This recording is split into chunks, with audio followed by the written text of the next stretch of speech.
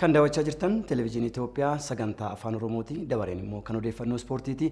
Odeeffannoo ispoortii keenya ispoonsara kan nuuf ta'e Baankii Awaashidha. Baankii Awaash guddaa galateeffannaa.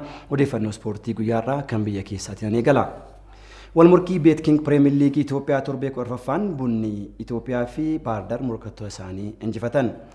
Ganama saafirraa eegaluun walqixxee waliin kan taphate bunni Itoophiyaa 2-1 injifachuun garaagarummaa dursaa liigichaa waliin qabu gara qabxii 5tti xiqqeesseera. Galchii bunni Itoophiyaatti injifate lameenuu Abubakar Naasir galcheera. Abubakar Naasir taphoota Premier League baranaan galchii 9 lakkoofsuun dursaa jira.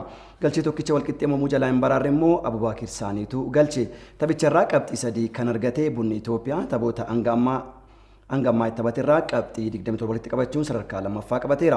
Tapha xumuraa torbee 14ffaa liigichaan sa'a 9 irraa eegaluun walmorkiin buna Sidaamaa fi Baardar gidduutti taphatame qabxii wal fakkaataa injifannoo Baardar 2-1 xumurame. Galchii Baardar itti injifate Fitsuma Lamuu fi Wasanuu Aliitu galche. Kan buna Sidaamaa tokkicha immoo Daawit Tafarraa rukuttaa peenaalitiin lakkoofseera.